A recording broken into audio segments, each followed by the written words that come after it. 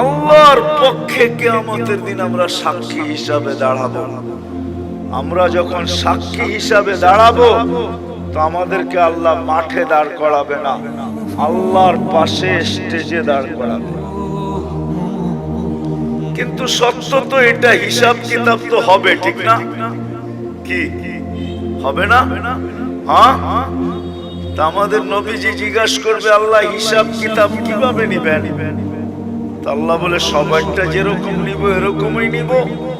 তা আমাদের নবীজি বলবে, যদি সবার সামনে আমার উম্মতের হিসাব কিতাব নেন তাইলে তো আমি তো লজ্জিত হয়ে যাব, কেননা আমার উম্মত তো দুনিয়াতে গুনাহ করছে, আমি তো লজ্জায় পড়ে যাব।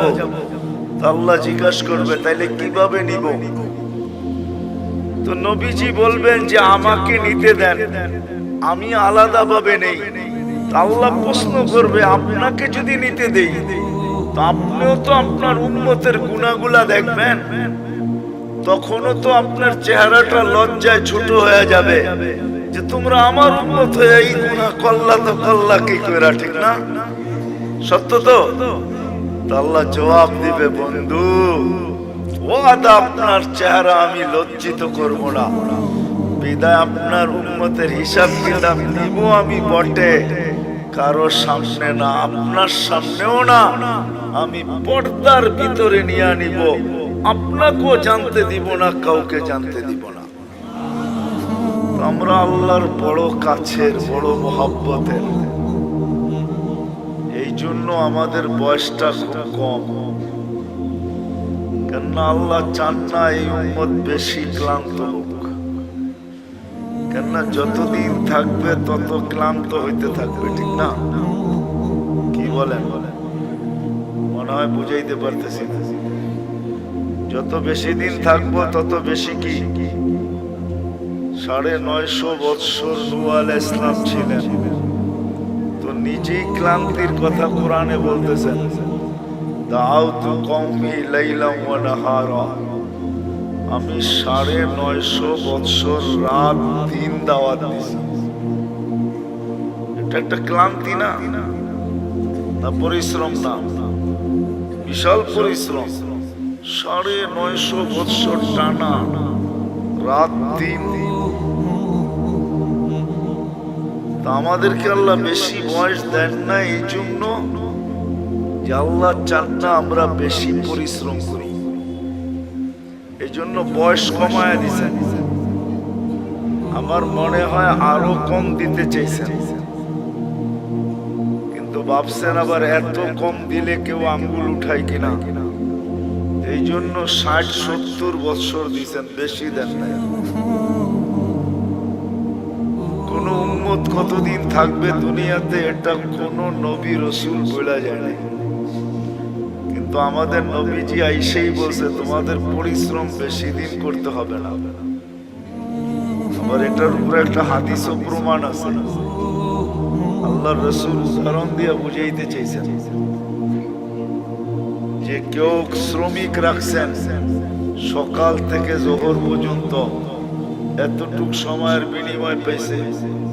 কেউ জোহর থেকে আসর পর্যন্ত, সে এতটুক সময়ের বিনিময় পাইছে। আর আমাদেরকে আল্লাহ সময় দিছেন আসর থেকে মাগরিব পর্যন্ত। এই জন্য হানাফি মাযহাব বলে আসরের নামাজ একটু দেরি করে পড়ো, যাতে মাগরিব আর আসরের মধ্যখানে ঘন্টা খানিক সময় থাকে। এই জন্য আমরা আসর কিন্তু দেরি করে পড়ি, যেন মাগরিব আর আসরের ভিতরে সময় কম থাকে। আল্লাহ রাসূল বলছে তোমাদেরকে সকাল থেকে নিয়ে সন্ধ্যা পর্যন্ত বিনিময় দেওয়া হবে। বুঝা গেল খাটাইলেন কম, আবার বিনিময়ের গাট্টিও দিলেন বড়। গাট্টি বোঝেন? সওয়াবও দিলেন অনেক বেশি, সওয়াবও দিলেন বেশি বেশি। আল্লাহর আমাদের সাথে একটা মহব্বত আছে, মহব্বত, ভালোবাসা। অনেকগুলো প্রমাণ দেওয়া যায়, বড় বড় প্রমাণ দেওয়া যায়। চলেন দুই একটা প্রমাণ দেই, যদি বুঝে আসে। বুঝে যদি আসে তাহলে দুই একটা প্রমাণ দেই। আল্লাহ নামাজ আমাদের উপরে ফরজ করছেন, ঠিক না? হ্যাঁ, কিন্তু পড়ে কয়জন? শতকরা কয়জন পড়ে? আরে বলেন না, কয়জন? কয়জন? 5 ওয়াক্ত নামাজ শতকরা কয়জন পড়ে? হ্যাঁ, কয় পার্সেন্ট পড়ে? হ্যাঁ, 2%। কত? আমি মাইনা নিলাম 10% পড়ে। শতকরা 10 জন 5 ওয়াক্ত নামাজ পড়ে, ঠিক না? 90 জন কি করে না? কি করে না? পড়ে না। তাহলে এদের ফরজের ঘাটতি হইল না? হইল না? হইলো? মনে হয় বুঝেন না আপনারা আমার কথা। ঘাটতি হইল না? হইল না? হ্যাঁ, কিন্তু আল্লাহ কতটুকু ভালোবাসে। আল্লাহ আমাদের ফরজের ঘাটতি থাকতে দিতে চান না। এই জন্য আল্লাহ সিস্টেম করছে, রমজানে 70 গুণ ফরজরে বাড়ায় দিছে। এটা কিন্তু ভালোবাসার বিনিময়। আল্লাহ চান না ফরজের ঘাটতি থাকুক, অথচ শতকরা 90 জন পড়ে না। আল্লাহ বলে তোমাদের ফরজের ঘাটতি আমি থাকতে দিতে চাই না, কেননা তোমাদেরকে ভালোবাসি। তোমাদের ফরজের ঘাটতি থাকলে, ভালোবাসার ঘাটতি থাকা দুইটা একসাথে কখনো একসাথে মিলিত হইতে পারে না। এটা শোভা পায় না যে তোমাদের ফরজের ঘাটতি থাকুক। তো আল্লাহ বলে সারা বছর ঘাটতি হোক, তাতে কিছু আসে যায় না। রমজানে 70 গুণ বাড়ায়া দিলাম ফরজ। এক রমজান পড়লে সারা বৎসরের ঘাটতি পুরা হওয়ার পরেও বিরাট বড় একটা ঘাটতি তোমাদের কাছে থেকে যাবে। মনে হয় বুঝাইতে পারি না। আল্লাহ ভালোবাসেন, এই জন্য আল্লাহ আমাদেরকে ভালোবাসেন। কয়জন শতকরা কোরআন শরীফ পড়তে পারে? শতকরা কয়জন পারে জানেন? এই মজমায় যত লোক আছে মাদ্রাসার ছাত্র ছাড়া কয়জন আমরা কোরআন পড়তে পারি? বেশিরভাগই পারি না, ঠিক না? বুঝা গেল শতকরা 90 জনই কোরআন পড়তে পারে না। চলেন 90 জন না হোক, শতকরা 60 জন তো কোরআন পড়তে পারে না, এটা সত্য, ঠিক না? যে কোরআন পড়তে পারে না সে কি কোরআন খতমের সওয়াব পাইতে পারে? যে কোরআন পড়তে পারে না সে তো কোরআন খতমের সওয়াব পাওয়াটা সম্ভব না, কেন কোরআনই তো পড়তে পারে না, খতমের সওয়াব কোত্থেকে পাবে? কিন্তু আল্লাহ আমাদেরকে ভালোবাসেন, এই জন্য আল্লাহ বলে কোরআন তোমাদেরকে দিলাম, পড়তে পারো আর না পারো, খতমের সওয়াবের থেকে তুমি বঞ্চিত হও, এটা আমি আল্লাহ চাই না। আর এটা ভালোবাসা, এটা বুঝায়ও না যে তুমি খতমের সওয়াবের থেকে বঞ্চিত হবে। বিদায় আল্লাহ সূরা ইখলাস দিবেন যে একবার পড়বা 10 পারা, দুইবার পড়বা 20 পারা, তিনবার পড়বা, খতমের সওয়াব মিললো না? মিললো না? মিলছে? সত্য তো? পাক্কা? এটা আল্লাহ ভালোবাসেন, এই জন্য আল্লাহ সূরা ইখলাস দিবেন। ইখলাস দিবেন, সূরা ইখলাস দিবেন। নামাজ আল্লাহ আমাদেরকে দিবেন, কিন্তু যতজনই শুনছেন নামাজ আমাদেরকে দিবেন, সবাই বলছে পড়বে কি কইরা, তাও 50 ওয়াক্ত কি করে পড়বে এরা? তো মুসা আলাইহিস সালাম আমাদের নবীজিকে বইলা কয়া কমাইতে বলছেন, কমায়া নিয়ে আসেন। তা আমাদের নবীজির কথা বুঝে আসছে, উনি যা কমাইতে কমাইতে 5-এ নিয়ে আসছেন। যখন 5-এ আনছেন তখনও উনি বলতেছিল 5 ওয়াক্ত পড়বে না আপনার উম্মত, পড়তে পারবে না, 5 ওয়াক্ত পড়বে না। আপনি আবার কমায় নিয়ে আসেন। কিন্তু আমাদের নবীজি বলছে আমার লজ্জা লাগে। কিন্তু মুসা আলাইহিস সালাম বারবার বলতেছে পড়বে না, লজ্জার দিকে তাকায় লাভ নাই, জান কমায় নিয়ে আসেন। আপনার উম্মত 5 ওয়াক্ত পড়তে পারবে না, আমি তো 2 ওয়াক্ত পড়াইতে পারি না, আপনার উম্মত 5 ওয়াক্ত পড়বে কি করে? কমায় নিয়ে আসেন। আল্লাহ ভালোবাসে, এই জন্য কানে কানে বইলা দিছে 5 ওয়াক্ত নিয়ে যান। আমি নিজে সবাইকে ডাইকা ডাইকা পড়ায় নি, এই জন্যই কিন্তু আল্লাহ ডাইকা ডাইকা পড়ায় আমাদেরকে, যদিও আমরা পড়ি না। যা হোক, যেটা বুঝাইতেছিলাম, কথা কিন্তু লম্বা হবে না, শর্টই হবে, অল্প কথা হবে, অল্প। আমাদের জীবনটা অতি ছোট, অতি। তুলনা দেখাইলাম আমি 950 বৎসরের সামনে 60-70 বৎসর, এটা অতি ছোট, অতি। কিন্তু একটা জবাব দিলাম যে আমাদেরকে এত ছোট বয়স কেন দিলেন, এটাই প্রমাণ দিলাম যে ছোট বয়স এই জন্য দিলেন, অল্প বয়স এই জন্য দিলেন যে আল্লাহ আমাদেরকে অনেক ভালোবাসে। মানুষ কোনোদিন ভালোবাসার পাত্রকে ক্লান্ত করতে চায় না, যে ভালোবাসার পাত্র ক্লান্ত হোক, ভালোবাসার পাত্র ক্লান্ত হোক, এটা মানুষ কখনো চায় না। যখন মানুষ চায় না তো আল্লাহ কি করে চাবে? এই জন্য আল্লাহ আমাদের বয়স কমায় দিছেন। আমাদের বয়স, ভালোবাসার লিস্টিটা যদি দেখি না যে আল্লাহ আমাদেরকে কতটুকু ভালোবাসে, কিতাবে পাই নাই, কিন্তু আমার মন বলে, মানুষের একটা মনও তো আছে না, আমার মন বলে আল্লাহ আমাদেরকে আরো কম দিতে চেয়েছিলেন মনে হয়, যে আমরা খালি দুনিয়াতে পা রাখবো আর উঠা চলে যায় সিধা জান্নাতে ঢুকবো।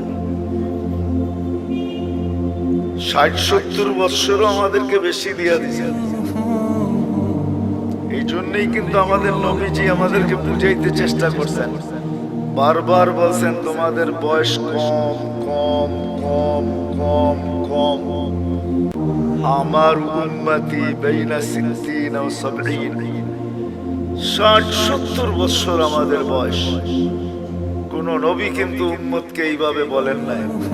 আমাদের নবীজি যেরকম আমাদেরকে বলছেন, কেননা আমাদের আল্লাহও যেরকম আমাদেরকে ভালোবাসেন, আমাদের নবীজিও আমাদেরকে এরকমই ভালোবাসেন।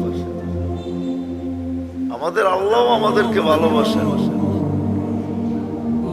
এরকম ভালোবাসেন যে কোনো উম্মতকে ভালোবাসেন। আমার মনে হয় লেবেল কেন লাগাইছেন জানেন? হ্যাঁ, জানেন না?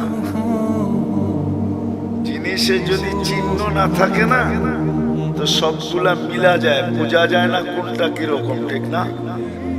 আল্লাহ আমাদেরকে চিহ্ন লাগাইছেন, লেবেল লাগাইছেন, কুনতুম খায়রা উম্মাহ।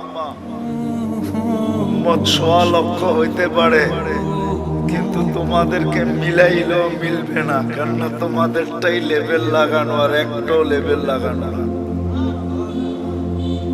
তোমরা কারোর সাথে মিলবে না। এই জন্যই তো সাহাবায়ে কেরাম জিজ্ঞাসা করছে, ইয়া রাসূলুল্লাহ, কিয়ামতের দিন আমাদেরকে কেমনে চিনবেন এত মানুষের ভিতর থেকে? আল্লাহর রাসূল বলছে, চিনবো না কেন, তোমাদের গায়ে তো লেবেল লাগানো থাকবে।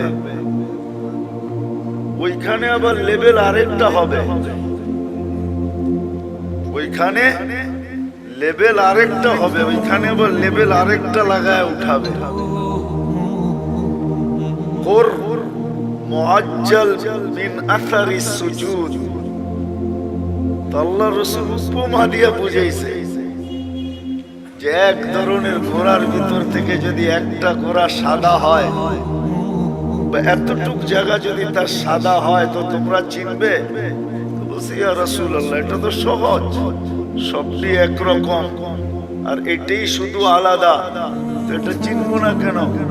তো বলছে তোমরাও কিয়ামতের দিন লেবেল লাগায়া উঠানো হবে। তো আমাদের নবীজিও আমাদেরকে খুব ভালোবাসেন, যেমন আল্লাহ ভালোবাসেন এমন নবীজিও আমাদেরকে ভালোবাসেন। আমার মনে হয় না কোন উম্মত, কোন নবী রাসূল তার উম্মতকে এতটুকু ভালোবাসেন। আমাদের নবীজি আমাদেরকে, আমরা যদিও ভালোবাসি না, আমরা শুধু বলি বাসি, আমরা বলি মুখ দিয়া যে নবীকে ভালোবাসি, কিন্তু ফতোয়া দিলে আবার উল্টা হয়ে যাবে। জানি না এলাকার মানুষ সইতে পারবেন কিনা, বলে ফেলবো? জিও বুঝেন, কিন্তু আব্দুল কাদের জিলানী রহমতুল্লাহ আলাইহি লেখছেন ফাতহুর রব্বানির ভিতরে, ওনার একটা কিতাব আছে ফাতহুর রব্বানি, ওটার ভিতরে উনি লেখছেন লিসানুকা মুমিন কলবুকা মুনাফিকুন। তোর জবানটা তো মুসলমান, তোর দিলটা তো মুনাফিক। আমরা মুখে তো বলি মোহাব্বত করি নবীকে, কিন্তু আসলে দিলে মোহাব্বত করি না। এই জন্য আমাদের মুখটা মুসলমান হইতে পারে, কিন্তু দিলটা আমাদের মুনাফিক। আমরা মুখ দিয়ে বলি মোহাব্বত করি, কিন্তু দিল দিয়া না। কি দিয়া না? দিল দিয়া। প্রমাণ দিব? এইখানে একজনও নাই মাদ্রাসার তালেবে ইলম ছাড়া যে আমি এই বয়সে যতবার চুল কাটছি, একবার যায়া আমি সেলুনে বলছি আজকে আমার চুলটা আমার রাসূল সাল্লাল্লাহু আলাইহি ওয়াসাল্লাম যেমন পছন্দ করতেন ওরকম ভাবে কাইটা দেন। এই শব্দগুলা বইলা চুল কাটছি জীবনে একবার। যার বয়স যতটুকু, কি কাটছেন?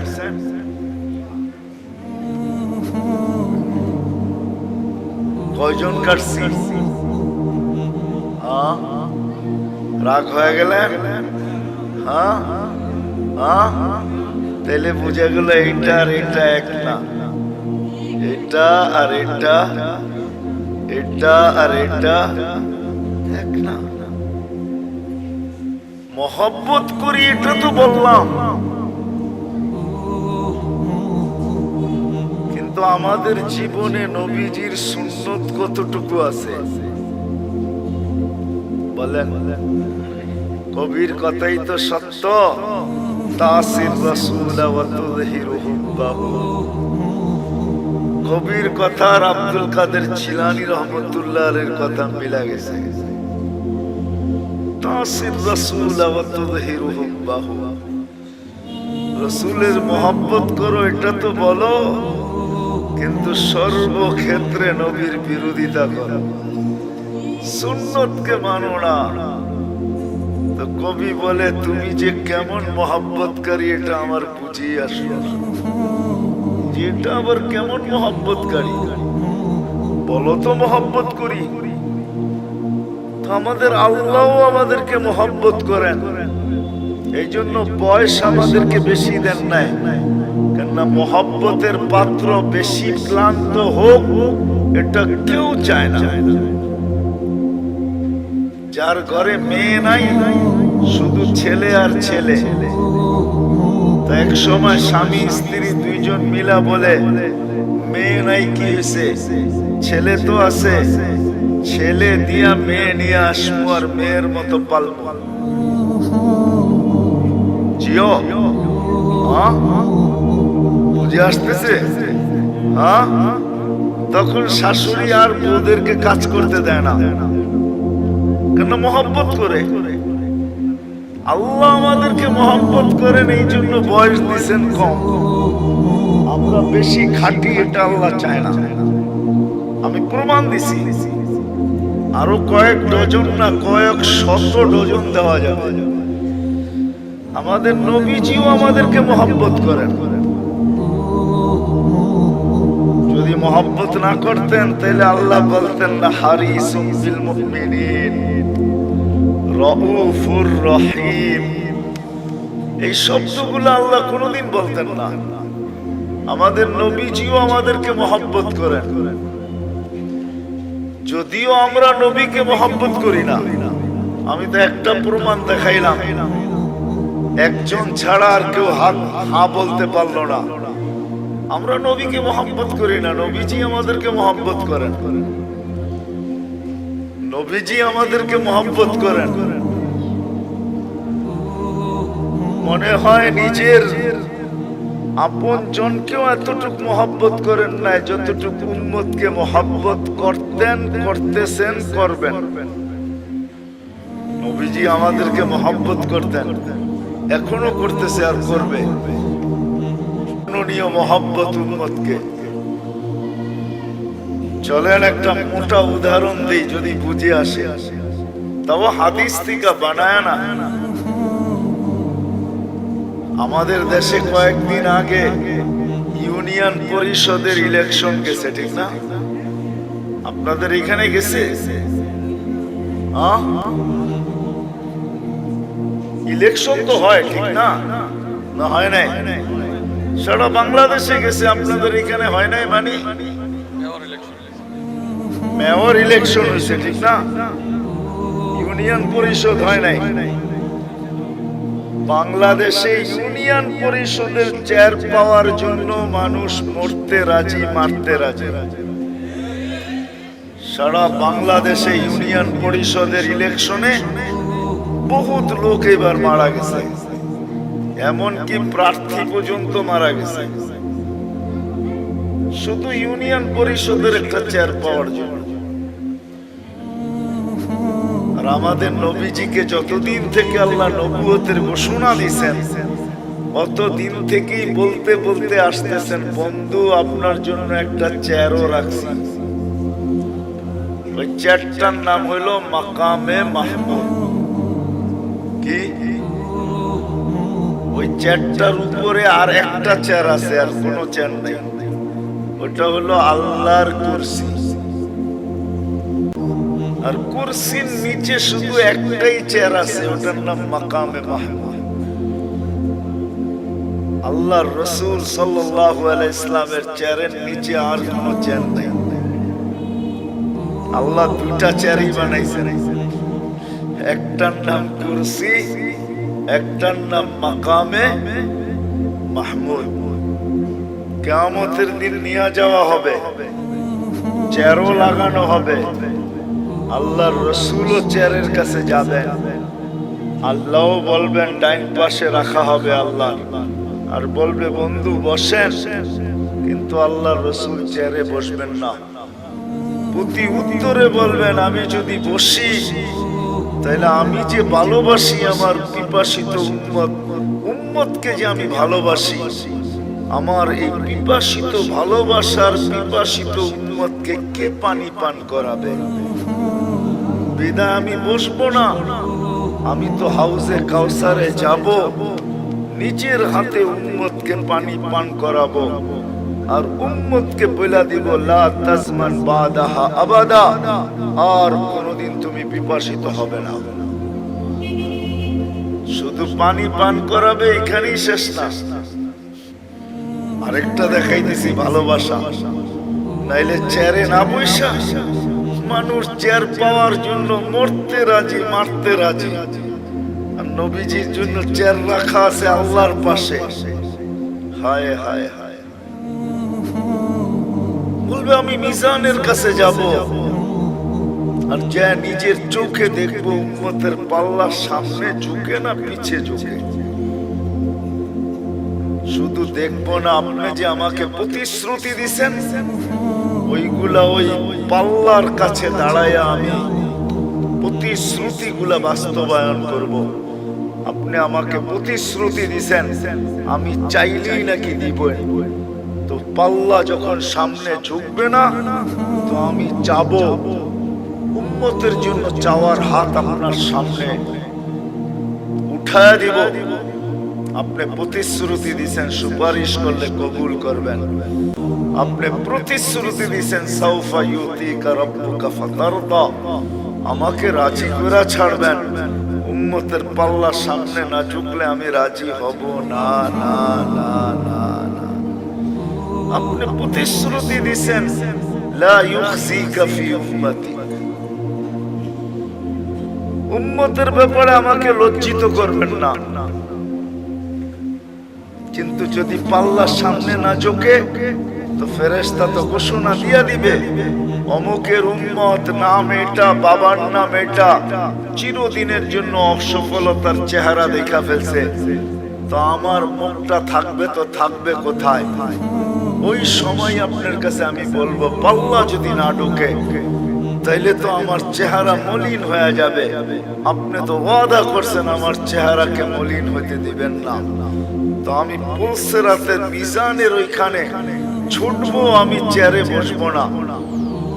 ওইখানেই শেষ না, বলবে আবার পুলসিরাতে দৌড়াইতে থাকবো।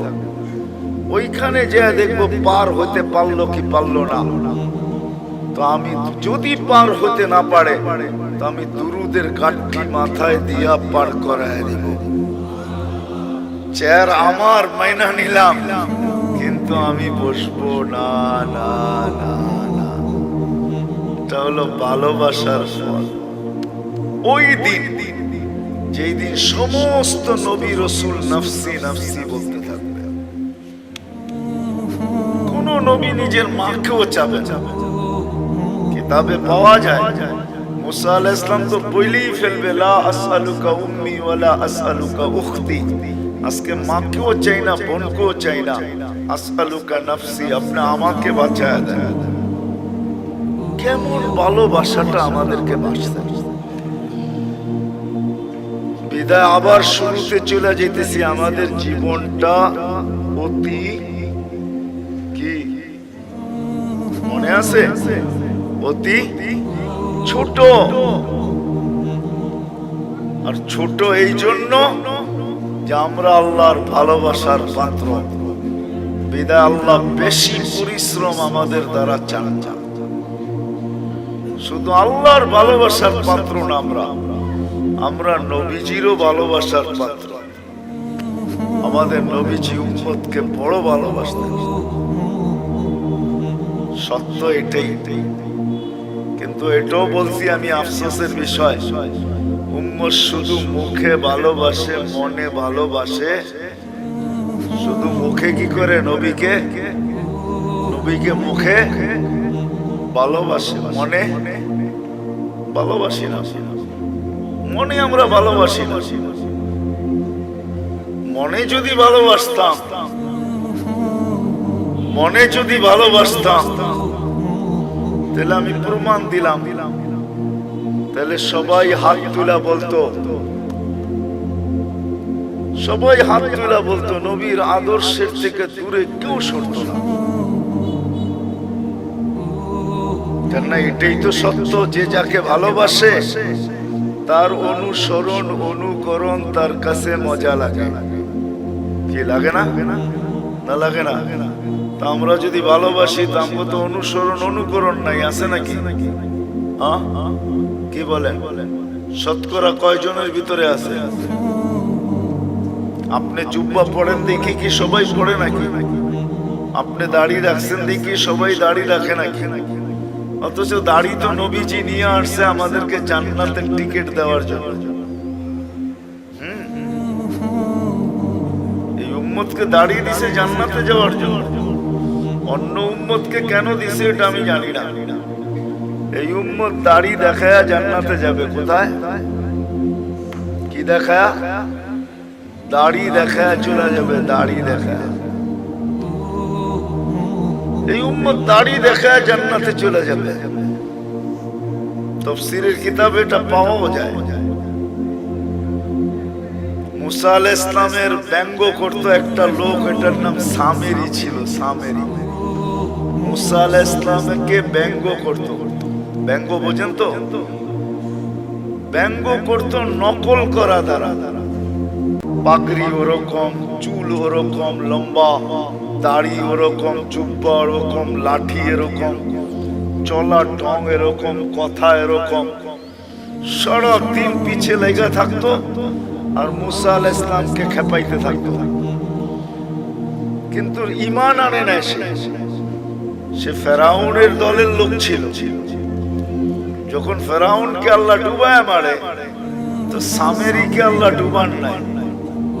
তো যখন উঠা আসছে, তো মুসা আলাইহিস সালাম বলতেছে, আল্লাহ, ফেরাউন আমার বিরুদ্ধে ছিল বটে, কিন্তু এইটার মতো না। এটারে কেন বাঁচাইলা?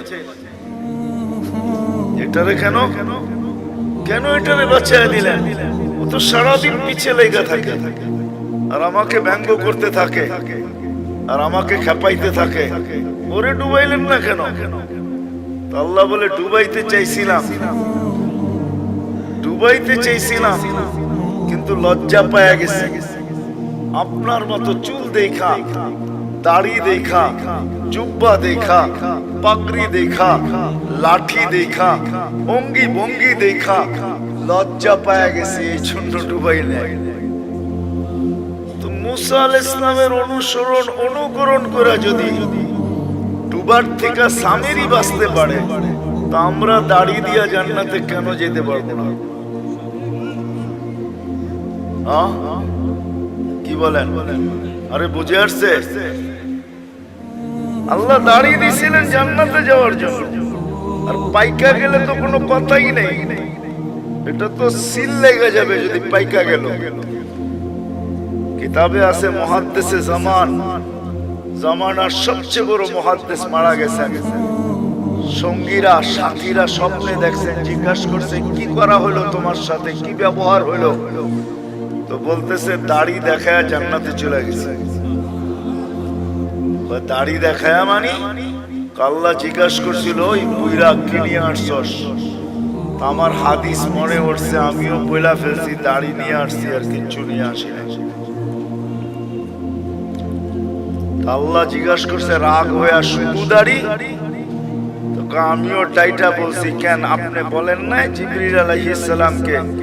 জিবরিল আলাইহিস সালাম বলেন নাই আমাদের নবীজিকে? আমাদের নবীজি কি বলে নাই সাহাবাকে? সাহাবা কি বলে নাই তার ছাত্রকে? সে কি বলে নাই তার ছাত্রকে? সেই তো আমার ওস্তাদ, সে তো আমাকে বলছে আপনি নাকি সাদা দাড়ি দেখলে লজ্জা পান। এইখানে তো আইসা দেখি উল্টাটা, সাদা দাড়ি বলতে দেরি, আপনার চোখ বড় বড় করতে দেরি করেন নাই। তা আল্লাহ হাইসা দিয়া বলে, সবাই সত্য বলছে, আমিও সত্য বলছি, মাফ করে দিলাম, যা। এই উম্মতকে তো আল্লাহ দাড়ি দিয়েছেন জান্নাতে যাওয়ার জন্য, কিন্তু এই উম্মত সারা দিন দাড়ি কাটে, ঠিক না? কি রাখে কয়জন আর কাটে কয়জন? ঠিক না? সত্য তো? আমি কিন্তু আবার পিছনে চলে যেতেছি। আমাদের জীবনটা অতি ছোট, কারণ এটাই যে আল্লাহ আমাদেরকে অনেক ভালোবাসে। যেমন আল্লাহ আমাদেরকে ভালোবাসেন, আমাদের নবীজিও আমাদেরকে এরকম ভালোবাসেন, যার কারণে আমাদের জীবনটা ছোট। কেন? ভালোবাসার পাত্র বেশি পরিশ্রম করুক, এটা কোনোদিন চায় না। যে ভালোবাসে সে চায় না ভালোবাসার পাত্র বেশি পরিশ্রম করুক, এটা চায় না। বিদায় আমাদের নবীজিও চায় না, আল্লাহও চায় না আমরা লম্বা জীবন পাই। আরেকটা কারণও আছে, কিন্তু হাদিস মনে উঠলো এই জন্য বলতেছি। আমরা যে বেশি পরিশ্রম না করি এটার একটা প্রমাণ দিতেছি বয়সের হাদিস দিয়া। এই উম্মতের বয়সের অনেক দাম। 40-এ যখন পা দেয় তো এই উম্মতের তিনটা রোগ আর হয় না। 15 থেকে নিয়ে 40 পর্যন্ত যদি এই উম্মত আল্লাহ আল্লাহর রাসূলকে মানা অবস্থায় পা দিল 40-এ, তো তিনটা কঠিন রোগ আর হবে না। শ্বেত রোগ হবে না, পাগল হবে না, কুষ্ঠ রোগ হবে না। 50-এ যখন পা দিবে তখন আর কঠিন হিসাব হবে না। 60-এ যখন পা দিবে তো ফেরেশতা তাকে ভালোবাসতে শুরু করবে। 70-এ যখন পা দিবে তো আল্লাহ এই ব্যক্তির আল্লাহর কাছে চলে যাক, এটা আল্লাহ আকাঙ্ক্ষা করবে যে এখন তুমি আমার কাছে চলে আসো। 80-তে যখন পা দিবে, ভালোবাসা দেখাইতেছি কিন্তু ভালোবাসা, 80-তে যখন পা দিবে তা আল্লাহ বলবে গুনাহ লেখো না, কেননা 70-এর উপরে পার হয়ে গেছে, ভালোবাসা 8 বেড়ে গেছে, ঠিক না? আরে হইল নাকি? গুনাহ লেখো না, গুনাহ লেখা হয় না। 90-তে যখন পা দেয়, 90 বছর বয়সে পা দিয়া ফেলছে, তা আল্লাহ বলে আগে পিছের গুনাহ আর রাখো না। এটা কি ভালোবাসার প্রমাণ যে আল্লাহ কত ভালোবাসে, আগে পিছের গুনাহ মাফ। আল্লাহ বলে পিঠে লেখা দাও, এটা আল্লাহর কয়েদি আল্লাহর জমিনে এখনো রাখা আছে। আল্লাহ আমাদেরকে ভালোবাসেন, এই জন্য আমাদের বয়স কম। রাসূলুল্লাহ সাল্লাল্লাহু আলাইহি ওয়াসাল্লাম আমাদেরকে কি বাসেন? আমাদেরকে ভালোবাসেন। কিন্তু আফসোস এই জায়গায় যে আপনি আর আমি কতটুকু ভালোবাসি। এই জন্যই আবারও বলতেছি, আমাদের জীবনটা অতি আমরা দুদিক থেকে ভালোবাসার পাত্র। দুদিক থেকে, দুদিক বুঝেন? আল্লাহর পক্ষ থেকেও আমরা ভালোবাসার পাত্র, আমাদের নবীজির পক্ষ থেকেও আমরা ভালোবাসার পাত্র। চলেন একটা হাদিস মনে উঠলো, শুনাই। যদিও কিয়ামতের দিন আমাদেরকে আল্লাহ দাঁড় করাবে না, কোথায়?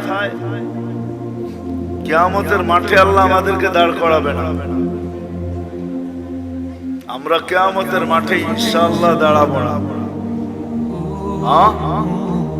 বলেন ইনশাআল্লাহ আমরা কিয়ামতের মাঠে দাঁড়াবো না। আমাদেরকে এর জন্য আল্লাহ স্টেজ বানাবে আল্লাহর পাশে। ওই স্টেজে আমরা দাঁড়াবো, ওই স্টেজে দাঁড়াবো আমরা। আমি তো 1 ডজন অনেক দেখাইতে পারি, কিন্তু আমি জানি না ওলামারা আমার সাথ দিবে কি দিবে না। জালালউদ্দিন সুয়ুতী রহমতুল্লাহ আলাইহি লেখেন, আমাদেরকে আল্লাহ স্টেজে দাঁড় করাবে। কেননা কোরআন বলে শুহাদা আলান নাস, আমরা কিয়ামতের দিন আল্লাহর পক্ষে সাক্ষী হিসাবে দাঁড়াবো। কার পক্ষে? আল্লাহর পক্ষে কিয়ামতের দিন আমরা সাক্ষী হিসাবে দাঁড়াবো। আমরা যখন সাক্ষী হিসাবে দাঁড়াবো তো আমাদেরকে আল্লাহ মাঠে দাঁড় করাবে না, আল্লাহর পাশে স্টেজে দাঁড় করাবে। কিন্তু সত্য তো এটা, হিসাব কিতাব তো হবে, ঠিক না? কি হবে না? হ্যাঁ। তা আমাদের নবীজি জিজ্ঞাসা করবে, আল্লাহ হিসাব কিতাব কিভাবে নিবেন? আল্লাহ বলে সবাইটা যেরকম নিব এরকমই নিব। তা আমাদের নবীজি বলবে, যদি সবার সামনে আমার উম্মতের হিসাব কিতাব নেন তাইলে তো আমি তো লজ্জিত হয়ে যাব, কেননা আমার উম্মত তো দুনিয়াতে গুনাহ করছে, আমি তো লজ্জায় পড়ে যাব। তা আল্লাহ জিজ্ঞাসা করবে, তাইলে কিভাবে নিব?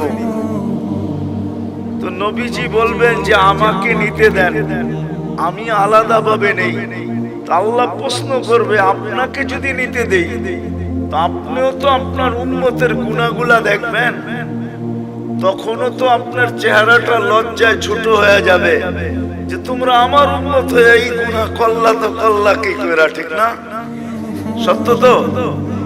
আল্লাহ জবাব দিবে, বন্ধু ওয়াদা আপনার চেহারা আমি লজ্জিত করব না, বিদায় আপনার উম্মতের হিসাব কিতাব নিব আমি বটে, কারো সামনে না, আপনার সামনেও না, আমি পর্দার ভিতরে নিয়ে নিব, আপনাকেও জানতে দিব না, কাউকে জানতে দিব না। বিদায় আমি শেষ জায়গায় চলে আসছি। জীবনটা আমাদের অতি অতি, আমরা দুনো দিক দিয়ে ভালোবাসার পাত্র। আমি কি বুঝাইতে পারলাম? দুনো দিক দিয়ে আমরা ভালোবাসার পাত্র। বিদায় আমাদের এই ছোট জীবনটাকে সুরক্ষিত করতে হবে, এটাই আল্লাহর দাবি।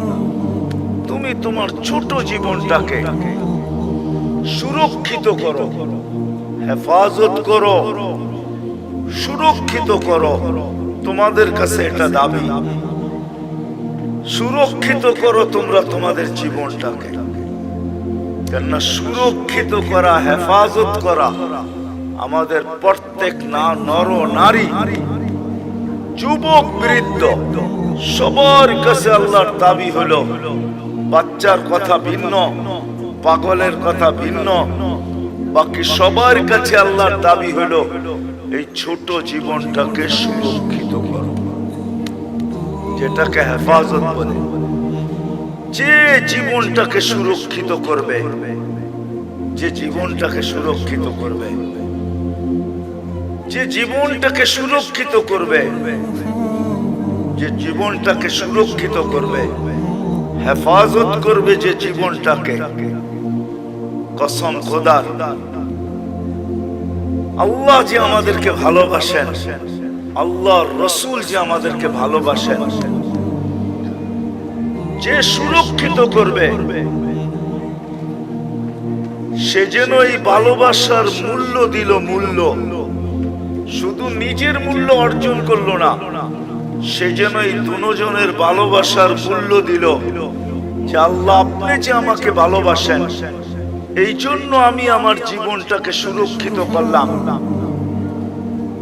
রাসূলুল্লাহ সাল্লাল্লাহু আলাইহি ওয়াসাল্লাম যে আমাদেরকে ভালোবাসেন, দুজনেরই দাবি আমাদের কাছে যে এই জীবনটাকে সুরক্ষিত করো। সত্য এটাই যে সুরক্ষিত করা যাবে, আল্লাহ আল্লাহর রাসূলের ভালোবাসার যেরকম মূল্য হবে, এরকম যে সুরক্ষিত করা যাবে, সেও আল্লাহ আল্লাহর রাসূলের কাছে বড় মূল্যের পাত্র হবে, বড় মূল্যায়নের পাত্র হবে, বড় মূল্যায়নের পাত্র। নাইলে আল্লাহর রাসূল এই কথা কোনোদিন বলতেন না, কেমন মূল্যায়নের পাত্র, হায় কেমন মূল্যায়নের পাত্র। একটা হাদিসের দিকে তাকাইলে বোঝা যায় আল্লাহর রাসূল বলছেন তোমরা কেমন মূল্যায়নের পাত্র হবে একটু শোনো। ইয়াস্তাকবিলুনি উম্মতি রব্বি, জান্নাতের গেটে আল্লাহ সর্বপ্রথম তোমাদেরকে স্বাগত জানাবে। জান্নাতীরা আল্লাহকে দেখবে বটে, দেখবে, কিন্তু আমাদের মতো সর্বপ্রথম দেখবে না। আমরা তো জান্নাতে ঢোকার আগে আমরা আল্লাহকে দেখি, আল্লাহ আমাদের ইস্তেকবাল করবে। তাইলে একটু ভাবেন কেমন মূল্যায়ন, যে আল্লাহ গেটে আমাদেরকে স্বাগত জানাবে। নাহলে আল্লাহ রাসূল কেন বললেন ইয়াস্তাকবিলুনি উম্মতি রব্বি, আমার রব আমাকে আর আমার উম্মতকে জান্নাতের গেটে স্বাগত জানাবে। কেমন মূল্যায়ন, কেমন মূল্যায়ন। আল্লাহ নিজেই বলতেছে আল জান্নাতু মুহাররামাতু, জান্নাত সমস্ত উম্মতের জন্য হারাম, সমস্ত উম্মতের জন্য, যতক্ষণ পর্যন্ত আমার প্রিয় পাত্র উম্মতে মুহাম্মাদি না ঢুকবে। আমরা যতক্ষণ পর্যন্ত না ঢুকবো কোন উম্মতের জান্নাতে ঢোকার কোনো অনুমতি নাই। চাই জান্নাতের ফয়সালা তার জন্য যতই হোক না কেন তাকে অপেক্ষা করতে হবে, এটাই আল্লাহর ঘোষণা। তাহলে ভাবেন আমরা কতটুকু মূল্যবান। বিদায় আসেন এই সম্মেলন থেকে। আমার পরেও তো বক্তারা আসবে, কথা ওনারাই শোনাবে। আমি যদিও ওয়াদা ছিল চলে আসছি, বহুত দূর থেকে ঢাকা আসছি, ওইখান থেকে এখানে আসছি। শরীর যদিও এখন অনুমতি দেয় না। এই মজমার থেকে, সম্মেলন থেকে আমরা প্রতিজ্ঞা করি আমাদের জীবনটা কিন্তু ছোট, অতি ছোট। আর ছোট কেন এটা আমি দেখাইলাম যে আমরা আল্লাহর বড় প্রিয় পাত্র, আল্লাহর রসুলের বড় প্রিয় পাত্র। বিদায় আল্লাহর রসুল চান যে আমরা আমাদের জীবনটাকে সুরক্ষিত করি। যুবক যৌবনকে সুরক্ষিত করুক, নারী নারীত্বকে সুরক্ষিত করুক, পুরুষ পুরুষত্বকে সুরক্ষিত করুক, গরিব দারিদ্রতাকে সুরক্ষিত করুক। যে যে অবস্থানে আছে সে নিজেকে সুরক্ষিত করুক। কেননা আমরা দুই দিক থেকে প্রিয় পাত্র। আল্লাহ চান না যে আমরা কিয়ামতের দিন প্রিয় পাত্রের উল্টাটা না হই। এই জন্য আল্লাহ চান আমরা আমাদের জীবনটাকে সুরক্ষিত করি। কিন্তু সুরক্ষিত সহজে কিভাবে করব? কিভাবে সহজে সুরক্ষিত করব? প্রত্যেক ব্যক্তি কিভাবে করবে? যুবক কিভাবে করবে? নারী কিভাবে করবে? পুরুষ কিভাবে করবে? প্রত্যেক ব্যক্তি, প্রত্যেক অবস্থানওয়ালা, পেশাওয়ালা, বাসাওয়ালা, রংওয়ালা, কালারওয়ালা, প্রত্যেক ব্যক্তি কিভাবে সুরক্ষিত করবে? আল্লাহ মুহাম্মদুর রাসূলুল্লাহ সাল্লাল্লাহু আলাইহি ওয়াসাল্লামের মাধ্যমে আমাদেরকে এটা শিখাইছেন যে আমরা কিভাবে সুরক্ষিত করব। এজন্য আমি দুই চারটা দেখাইছি আপনাদেরকে। এটাও কিন্তু সুরক্ষিতর একটা। যদিও এই মজমায় কেউ নাই যে প্রতিদিন এক খতম কোরআনের নিয়তে 3 বার সূরা ইখলাস পড়ে। এরকম কয়জন আছি আমরা এখানে? প্রতিদিন এক খতম কোরআনের সওয়াব আমার আমলনামায় আসো, এই নিয়তে ডেইলি সূরা ইখলাস 3 বার পড়ি, এরকম কয়জন আছে? আমার কথা বোঝেন, তারপরে হাত উঠায়েন। প্রতিদিন পড়ি, প্রতিদিন কন্টিনিউ আমি ডেইলি পড়ি, এই নিয়তে যে কোরআন পড়তে পারি না তাতে কি আসে যায়, আমি ডেইলি এক খতম কোরআনের সওয়াব আমার আমলনামায় নিতে চাই। এই নিয়তে আমরা কয়জন পড়ি? এটাও কিন্তু জীবন গুছানোর, সুরক্ষিত করার একটা পন্থা আল্লাহ দিয়েছেন। একটু আগে দেখাইলাম না নামাজ, যে ফরজের ঘাটতি এই উম্মতের না থাকুক।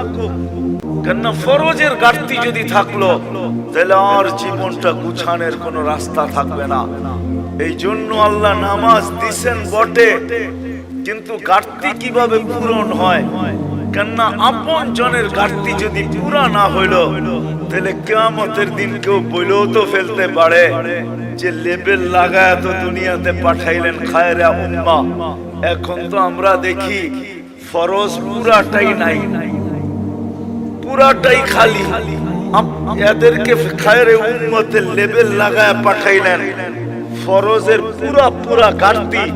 তো আল্লাহ ওটাকে পূরণ করার জন্য রমজানকে 70 গুণ বাড়ায় দিয়েছেন। আল্লাহ চান না, এই জন্য মুহাম্মদুর রাসূলুল্লাহ সাল্লাল্লাহু আলাইহি ওয়াসাল্লামকে আল্লাহ পাঠাইছেন। আর নবী আসছেন, চলে গেছেন, আমাদেরকে শিখায় গেছেন, আদর্শ দিয়া গেছেন। আল্লাহ নিজেও ঘোষণা দিতেছেন, লাকাদ কানা লাকুম ফি রাসূলিল্লাহি উসওয়াতুন হাসানাহ। আল্লাহ নিজেও ঘোষণা দিতেছেন, ওয়া ইন তুতিউহু তাহতাদু। আল্লাহ নিজেও ঘোষণা দিতেছেন, মান আতা আর রাসূল ফাকাদ আতা আল্লাহ। আল্লাহ নিজেও ঘোষণা দিয়া বুঝাইতে চাইতেছেন, ইন কুনতুম তুহিব্বুনাল্লাহ, তুমি বলো আল্লাহকে ভালোবাসো। প্রমাণ কি? আল্লাহ প্রমাণও বুঝিয়ে দিতেছেন আমাদেরকে, ইন কুনতুম তুহিব্বুনাল্লাহ ফাত্তাবিউনি, আমার বন্ধুর অনুসরণ অনুকরণ করো। আসেন এই মজলিস থেকে আজকে আমরা সবাই ওয়াদা করি যে আমার এই ছোট জীবনটা, যেটা অতি ছোট, দুই দিক দিয়েই আমরা মহব্বতের ভালোবাসার পাত্র, আমি এটাকে সুরক্ষিত করতে চাই। আল্লাহ আল্লাহ রসুলের, রাসূলুল্লাহ সাল্লাল্লাহু আলাইহি ওয়াসাল্লামের অনুগত্যের মাধ্যমে, আদর্শের মাধ্যমে, রাসূলুল্লাহ সাল্লাল্লাহু আলাইহি ওয়াসাল্লামের সুন্নতকে মানার মাধ্যমে। নাইলে বড় ব্যথা পাবেন, কিন্তু বড় ব্যথা।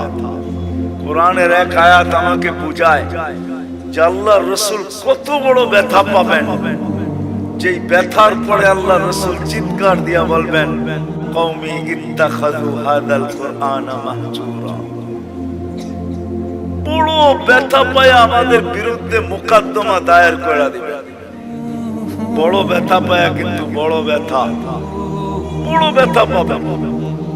হাদিসও আছে, হাউজের কাউসারের কাছে যাবেন, পানি পান করার জন্য যাবে, কিন্তু দিলে এতটুকু ব্যথা পাবে, দেখা চেহারা দেখে এতটুকু ব্যথা পাবে যে চিৎকার দিয়া বলবে, সুকান সুকান লিমান গায়্যারা বাদি। অথচ যে রাসূল উম্মতকে এত ভালোবাসতেন, আরবির সাথে সম্পর্ক নাই তো, এই জন্য জানি না যে আল্লাহ রাসূল আমাদেরকে কতটুকু ভালোবাসতেন, কতটুকু ভালোবাসতেন। নাইলে আল্লাহ হারিসুম বিল মুমিনিনা রাউফুর রহিম বলতেন না। রাউফ এটা আল্লাহর সিফাত, রহিম এটা আল্লাহর সিফাত। আল্লাহ দুটোটা বন্ধুকে দিয়া দিয়েছেন, কতটুকু উম্মতকে ভালোবাসতেন। এই জন্য আসেন আজকে ওয়াদা করি যে আমরা আমাদের এই ছোট জীবনটাকে আল্লাহর রাসূলের মানার মাধ্যমে, এর আদর্শকে মানার মাধ্যমে সুরক্ষিত করব। কি রাজি? ওয়াদা পাক্কা? কিন্তু কিন্তু এটা শিখতে হবে। আল্লাহর রাসূলের আদর্শ শিখতে হবে। কিন্তু আপনি যদি বলেন, এইখানেও একটা প্রশ্ন আছে, আপনি যদি বলেন যে আমি সবগুলা পুরা করতে পারবো, তো পারবো কি করে? এই জন্য ভালোবাসার বিকাশ কিন্তু এটা আল্লাহর রাসূল কমায়া দিয়েছেন, আল্লাহ কমায়া দিয়েছেন বন্ধুর মাধ্যমে। আল্লাহর রাসূল বলেছে, লাউ উমিলা উশরা মা উনজিলা বিলা নাজা, তোমরা যদি 100 ভাগের 10 ভাগও করে দেখাইতে পারো, তো আল্লাহ তোমাদেরকে 1-এ 10, 10-এ 100, 100 নাম্বার দিয়ে তোমাদেরকে পাস করায় দিবে। আরো নিচে নেমে আসছেন, বলছে শোনো শোনো শোনো শোনো, যদি ঈমান তোমাদের ভিতরে থাকলো, ঈমান যদি নিখুঁত হইলো, 100 ভাগের 10 ভাগও যদি না পারলে, একটা সুন্নত ধরেও যদি ঝুলতে ঝুলতে কবরে চলে আসলে, মান তামাসসাকা সুন্নতি ইনদা ফাসাদি উম্মতি, যেই সময় চতুর্দিকে ফিতনার ফাসাদ চলতে থাকবে, যেই দিকে সর্বশ্রেষ্ঠ মানুষ, কেমন ফিতনা আপনি ভাবেন, কেমন ফিতনা? একটা উদাহরণ, কারো বিরোধিতার জন্য না, উদাহরণ। যেই মানুষটাকে আল্লাহ সৃষ্টির ভিতরে সবচেয়ে সেরা বলতেছে, কেমন গুটগুটে ফিতনা, ওই মানুষটা নিজেকে সৃষ্টির ভিতরে নিকৃষ্টতম। আমাদের প্রবাদ বাক্যে সবচেয়ে দুষ্ট মানুষে কি বলে? বানর বলে, বানর, বান্দর, ঠিক না? সবচেয়ে দুষ্টটারে কি বলে? হ্যাঁ, তাহলে কেমন বড় ফিতনা, কেমন গুটগুটে ফিতনা।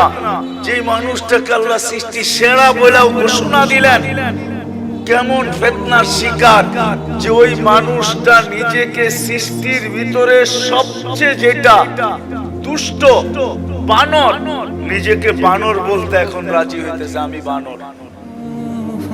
মানে বুঝাইতে পারি না। হ্যাঁ, আল্লাহর রাসূল বলতেছে এরকম ফিতনার সময় যে একটা সুন্নতকে ধরা ঈমানের সাথে কবরে আসবে, আল্লাহ তাকে 100 শহীদের মালা পরায়া স্বাগত জানাবে।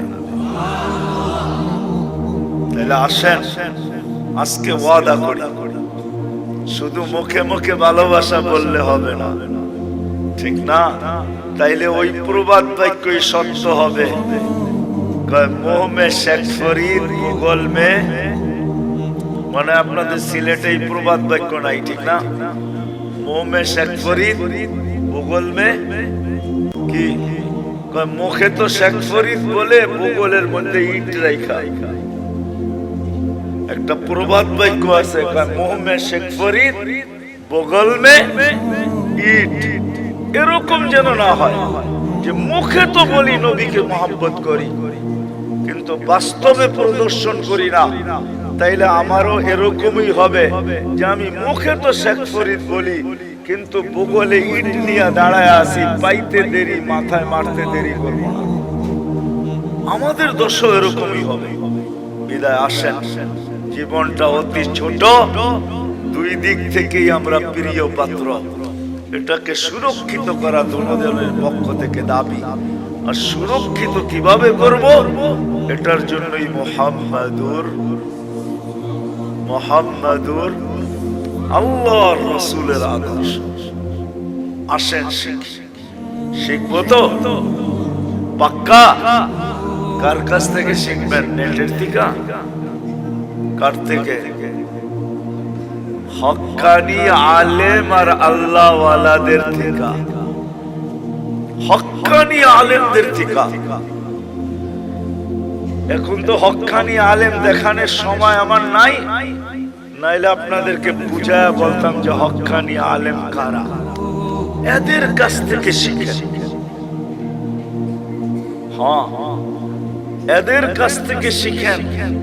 কিতাবে আছে হক্কানি আলেম কারা, এই জন্য কিতাবে নিষেধ করছে লা তাজলিসু ইনদা কুল্লি আলেম ইল্লা আলিমুন ইয়াদউকুম মিন খামসিন ইলা খামসিন। 5 জিনিসের থেকে 5 জিনিসের দিকে যারা ডাকে তোমাদেরকে, এরা হলো হক্কানি আলেম। এদের কাছ থেকে শিখো, নবীর আদর্শ শিখো। কেননা দুনিয়াটা ছোট হয়ে আসতেছে।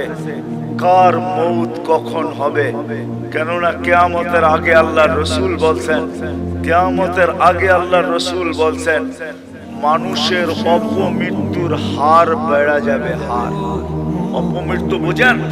হঠাৎ মৃত্যুর হার বেড়ে যাবে। এখন সারা দুনিয়া দেখলে দেখা যায় প্রতিদিন 75% মানুষ, 3 থেকে 4 লক্ষ মানুষের ভিতর থেকে 75% মানুষ হঠাৎ মৃত্যু হয়। হঠাৎ, এটা কিয়ামতের নিদর্শন।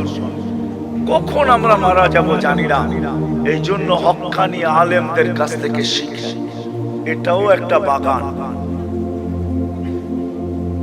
হক্কানিয়াতের একটা বাগান হলো এটা জামিয়া ইসলামিয়া লুৎফাবাদ, এটাও একটা বাগান। এরকম সিলেটে হাজারো বাগান আছে, হাজারো, একটা দুইটা না। সিলেট কোডালারা বলতে পারবে কত বাগান আছে সিলেটে। সিলেট বোর্ড যেটা, এরা বলতে পারবে ছোট বড় কত বাগান আছে সিলেটের ভিতরে।